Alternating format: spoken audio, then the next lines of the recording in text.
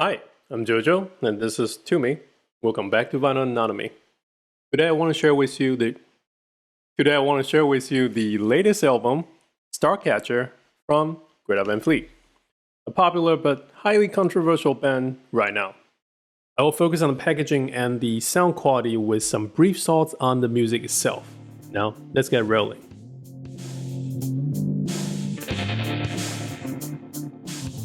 Starting from the packaging, the creative director of the album is Paige Sarah, who emerges from a self-taught photographer to a director who works with top artists like Jack White and Billie Eilish. They often go with the artists on the road and shoot the live events and get really impressive photos. The designer picked a paper with glitter effect that is also coarse on the touch, and the characters got embossing treatments giving you a sensation beyond the visual. Look inside the sleeve, we have our vinyl records, a photo book, and a lyric print with credits. All these goodies shows how the band cares about their fans, which is a good touch. It is a bit weird to separate the photo book and lyric prints. Seems like a decision based on cost savings. When compared to other bands using basic packaging, the efforts and resource put into this album is noticeably better. But when compared to their last album, Starcatcher's packaging has a noticeable downgrade. Unfortunately, this also shows in other aspects of this album. I will elaborate this on later. There are several color variations for the Starcatchers, and there is the official website direct-to-customer black with glitter version, and a Target exclusive red version, and a clear version as well. Mine is in the exclusive white glitter. In my opinions, the white glitter makes it a complete package with the design. I choose the indie exclusive to support the local shop. Shout out to Josie Records, where I got my records this time, and they helped getting them in my hands. The sound quality of this pressing is, unfortunately, not good. Compared to Apple Music, you can't easily pick up that the record is missing its treble. It is most present when you have an album like this that uses a lot of echo, steel string guitar, and the super high vocals like Josh has. I asked my wife to take a listen without much info, and she noticed right away that the vinyl version is lacking with precise imaging and soundstage like Apple Music does. All the sounds smooshed together due to the missing highs, and to me some tracks are unbearable due to the missing range actually breaking the mixing totally. The first song, Fate of the Faithful, and the last song, Farewell for Now, are two quick examples that I cannot bear. The possible reason for this result is complicated. Since this album isn't particularly long, and all the other Greta Van Fleet vinyl records I have do not present the same problem. My speculation is that the production of this pressing uses a general protocol without accommodating the sound of the band.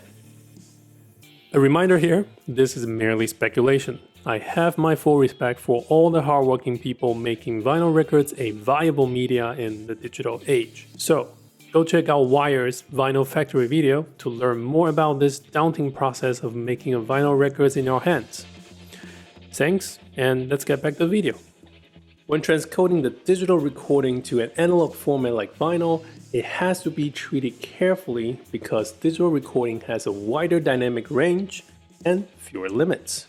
The mastering engineer needs to decide how to preserve the most information or make fewer compromises to put the music into the limited physical space of the records. Then they send out a master copy to go through the pressing and distribution process. If anything goes wrong, the fans will get a subpar product, and it is almost irreversible. This is a process that requires years of experience, hence why a good mastering engineer specializing in vinyl record is so valuable nowadays, and why, quality-wise, vinyl records is really unstable media. Since the last album, Greta Van Fleet has chosen an over-the-top flamboyant style in their album. This idea spread across the visual style, music videos, and lyrics. Greta Van Fleet maintains the hard rock sound, but the new approach of writing separates the first two albums and the two albums after.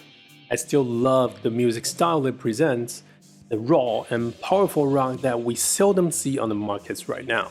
Their powerful solo, effortless high, heart-pounding drums, and fast-paced excitements are all intact with this album. new effects, mixings, and new arrangements spread out through the album is showing the bands trying to progress with their music. But I am not a fan of the lyrics.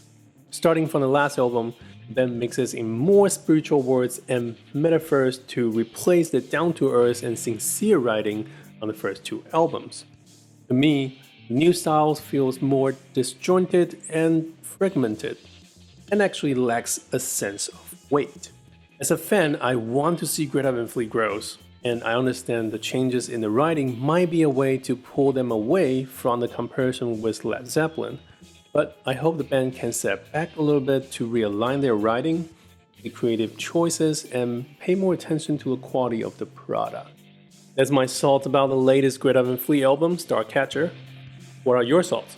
Please share them in the comments with us. And if you like what I do here, remember to sub, like, and ring the bell so I can bring more content about hi-fi, design, and this little guy. I'll see you in the next video. Take care. Want to say something? Say something?